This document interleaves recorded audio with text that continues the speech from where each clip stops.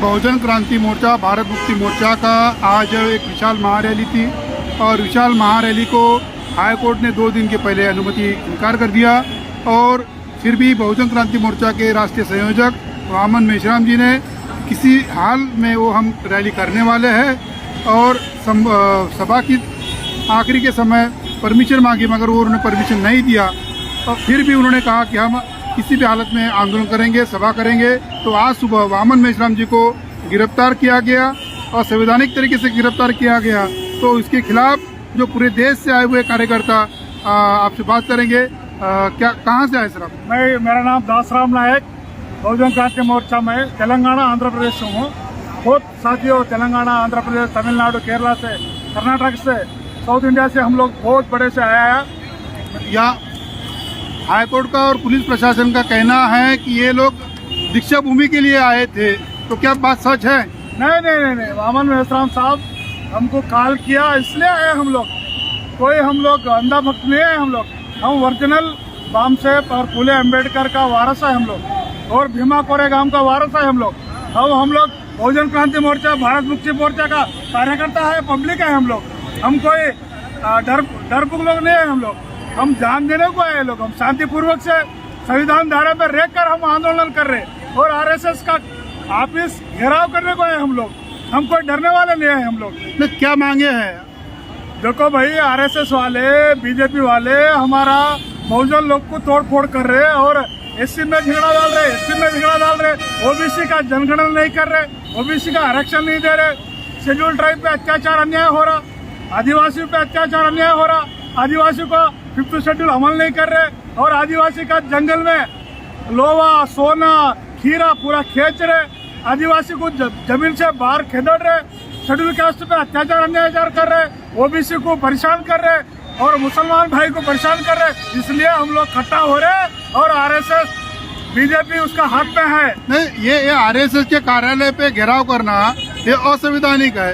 वैसे तो संसद में नेता बैठते, कानून तो संसद में होता है, तो फिर आपने संसद को घेराव करना चाहिए था। अरे भाई, संसद आरएसएस वाले चला रहे ना। या नागपुर से डायरेक्शन में संसद चल रहा, पार्लियामेंट चल रहा। पार्लियामेंट में बैठे सौ लोग पागल है, दीवाने हैं, उसको चलाने वाले आरएसएस वाले हैं। नागपुर से प्लान करते हैं, नागपुर से प्राइम मिनिस्टर कौन होना, एमपी कौन बनना, पार्लियामेंट में कौन सा बात चर्चा होना, पूरा आरएसएस हेडक्वार्टर में तय होता। ये पूरा कांग्रेस और बीजेपी के चलाने वाले आरएसएस वाले। हम लोग जड़ को पकड़ रहे। आरएसएस को हम घेराव करेंगे। आरएसएस इंटरनेशनल टेररिस्ट ऑर्गेनाइजेशन है, वो आतंकवादी है, वो तीव्रवादी है, उसको बैन करना है।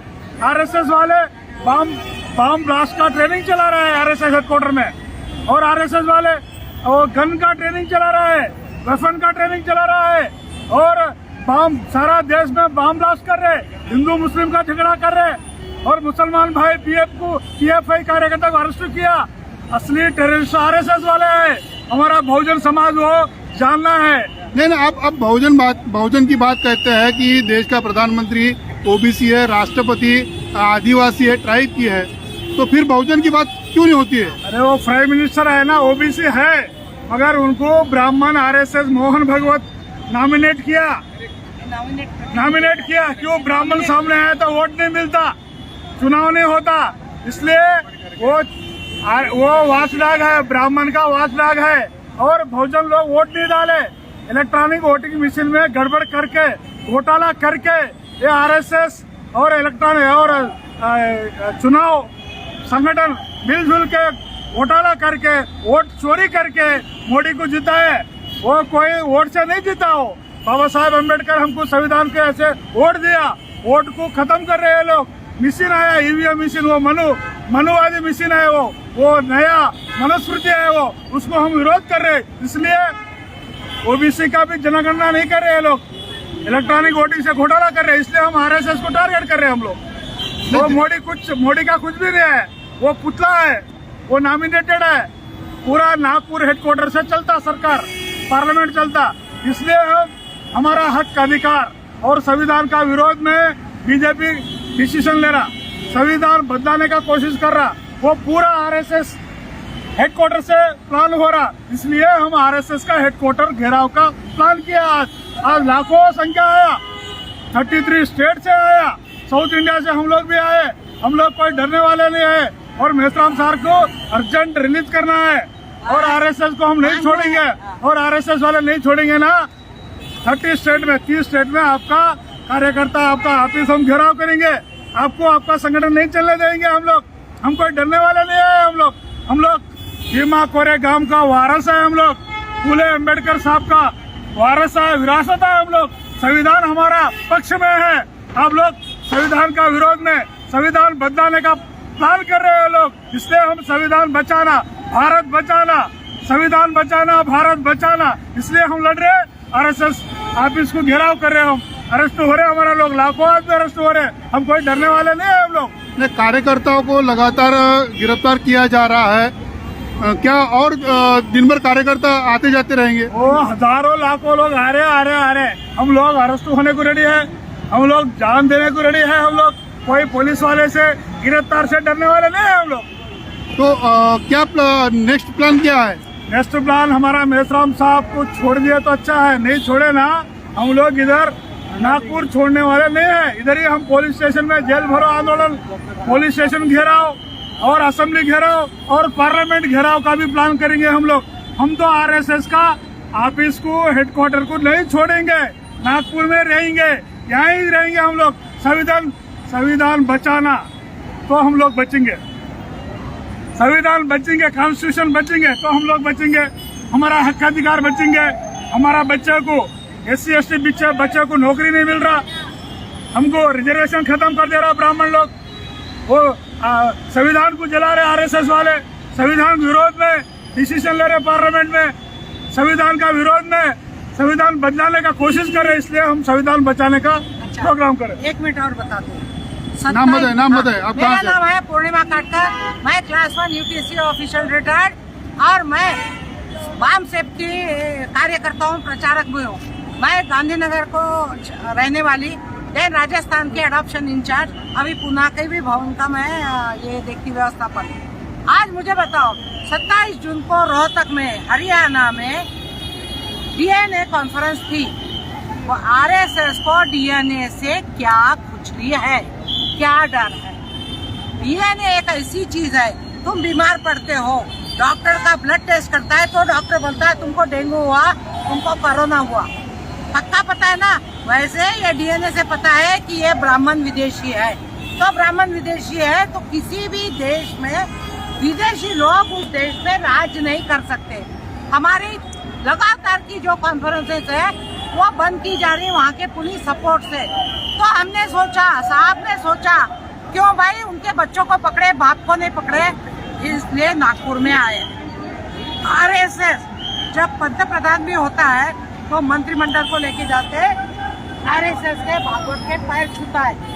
आरएसएस प्राइवेट है, उसको देश की या नेशनल सिक्योरिटी फोर्स की सुरक्षा कैसे दी जा रही है?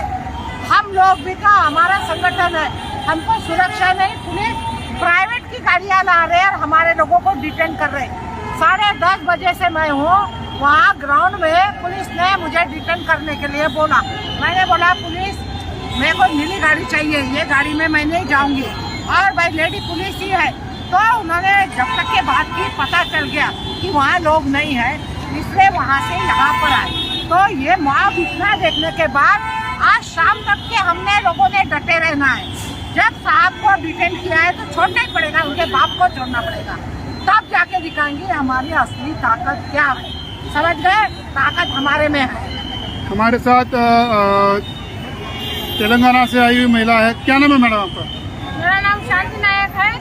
क्या कहना है, ये आज का जो बड़े पैमाने पे प्रोटेस्ट चल रहा है, कार्यकर्ता को अरेस्ट किया जा रहा है, ये ऐसा क्यों हो रहा है?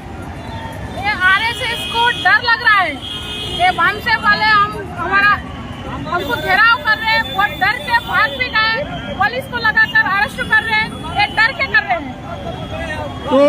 तो क्या वामन मेश्राम साहब का क्या प्लान होगा आने वाले समय में? आपको कोई जानकारी है आंदोलन के बारे में? जानकारी नहीं है। क्या नाम है आपका सर? मैं इंजीनियर DP सिंह। कहाँ से आप?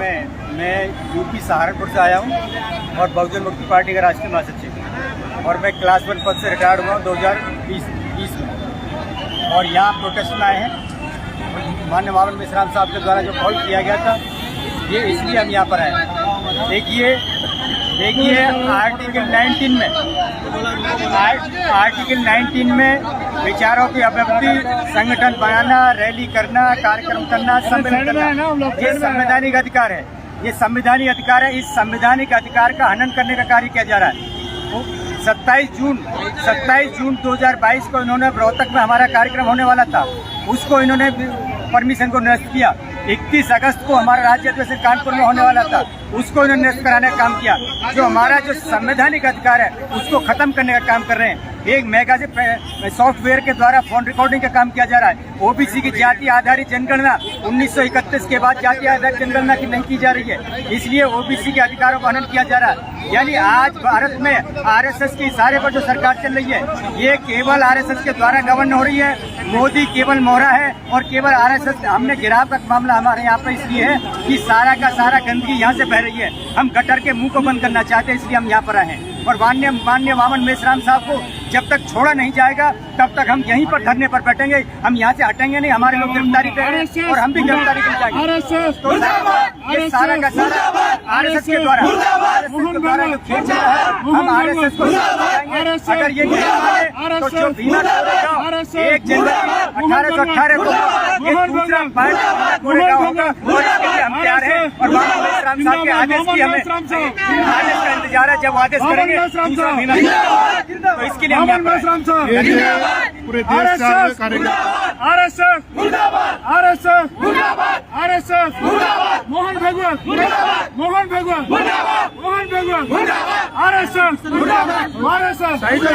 आरएसएस वामन मेश्राम साहब तुम आगे बढ़ो।